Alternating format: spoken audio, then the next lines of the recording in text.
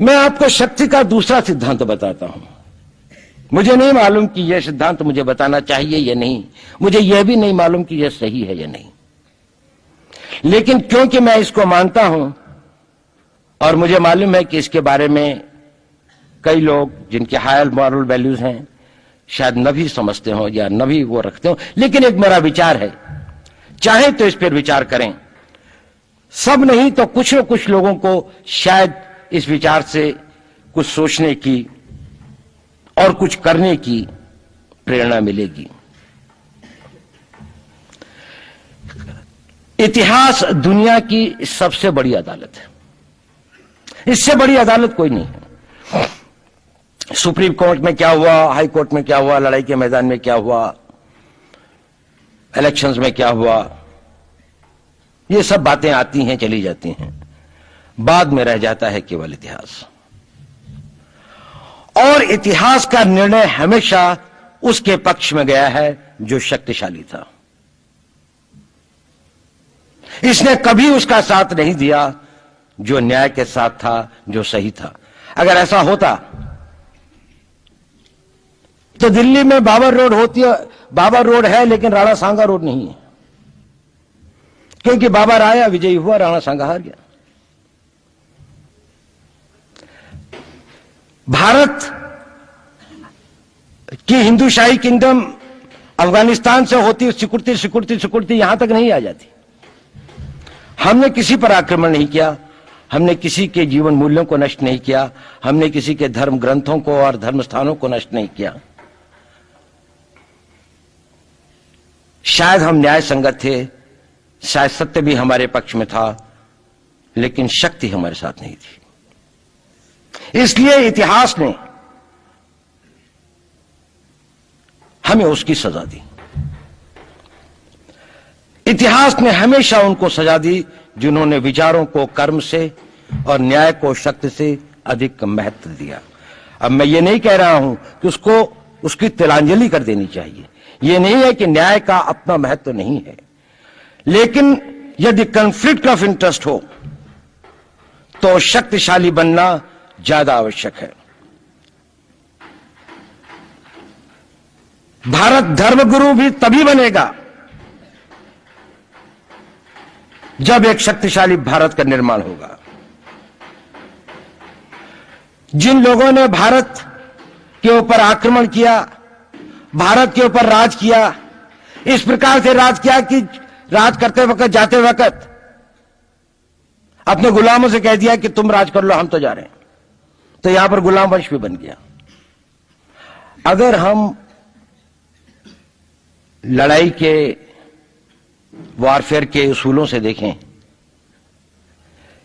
कि किसी भी राष्ट्र की जो कॉम्प्रिहेंसिव स्टेट पावर होती है, किन चीजों से वो लड़ाई लड़ता है, किसको हम कहते हैं कि ये शक्तिशाली है, दूसरा शक्तिशाली नहीं है, क्या वो अवयव होते हैं उसके, क्या घटक होते हैं उसके। तो भारत के पास जनशक्ति, धन शक्ति, ज्ञान की शक्ति, टेक्नोलॉजी की शक्ति, और जिन लोगों ने आक्रमण किया उनकी शक्ति को अगर हम ये देखें तो शायद 1 और 1000 का अनुपात भी नहीं होता। लेकिन उसके बाद भी हम वो नहीं कर पाए। और ये प्रश्न भी किसी ने पूछा, उस पर मैं आऊंगा बाद में। निवेदिता जी ने उसका बहुत अधिक उत्तर दिया, बहुत अच्छा उत्तर दिया था कि क्या कारण है, किसके कारण भी हम लोग इस लड़ाई में इतिहास ने हमारा साथ या हमारे पक्ष में न्याय नहीं दिया। क्या कारण है कि कश्मीर में हम लड़ रहे हैं, जिन्होंने हमारे ऊपर आक्रमण हो रहा है, हमारे ऊपर बाहर से लोग आकर वायलेशन हमारे बॉर्डर का करते हैं, इन्फिल्ट्रेटर्स हमारे यहां आते हैं, जबकि पूरा का पूरा कश्मीर भारत का भाग है, अभिन्न भाग है। कानून के अनुसार वहां के राजा ने यह हस्ताक्षर किए, हमें दिया।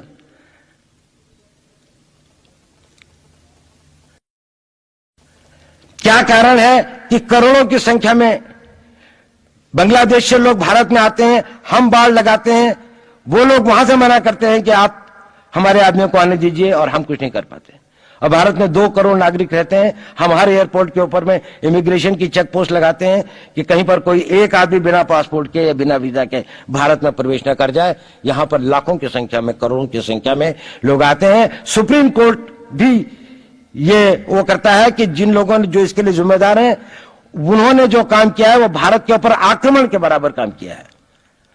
और वही सरकार उस सुप्रीम कोर्ट के 25 जुलाई 2005 के निर्णय के 3 दिन के अंदर में एक नया अध्यादेश जारी करके उन सारे के सारे कानूनों को फॉरेनर्स एक्ट के अंदर में इनकॉर्पोरेट कर लेती है, क्योंकि जो वो आईएमडीटी एक्ट था उसको सुप्रीम कोर्ट ने नल एंड वॉइड कर दिया। ये सब बातें हमें सोचने और समझने की आवश्यकता है।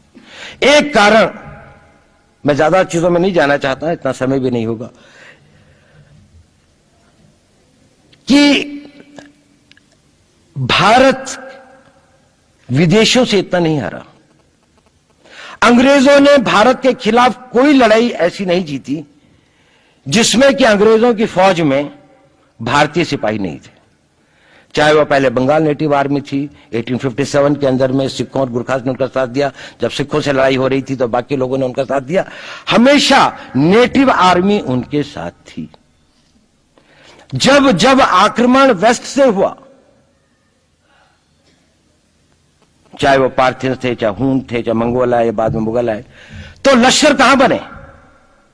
वो तो थोड़े से लोग आए थे। लश्कर बने काबुल में, जिस वक्त तो इस्लामाइज भी नहीं हुआ था, लाहौर में, सरहंद में। हिंदुस्तानियों को हराया है तो हमेशा हिंदुस्तान के लोगों ने साथ नहीं दिया देश का। और दर्द है तो केवल इसी बात का। भारत के इतिहास में अगर दर्द केवल इस बात का नहीं है कि विदेशियों ने हमारे साथ क्या किया, उनका तो हम मुकाबला कर लेते। दुख इस बात का था कि हमारे सभी लोगों ने साथ नहीं निभाया और साथ नहीं दिया। और इसकी फीलिंग आज भी मुझे इस देश में होती है। और भारत को आंतरिक बाह्य शक्तियों से जो सबसे बड़ा खतरा है, वो खतरा इस बात का है कि हमारे अपने लोग ही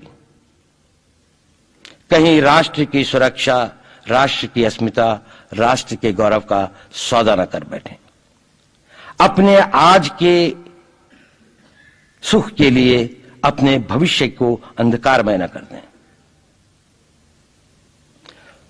और इसके लिए जो जागरूकता चाहिए, इसके लिए जो ताकत पैदा करनी है, वो ताकत केवल समाज के अंदर भी पैदा की जा सकती है। उसको केवल आप लोग कर सकते हैं।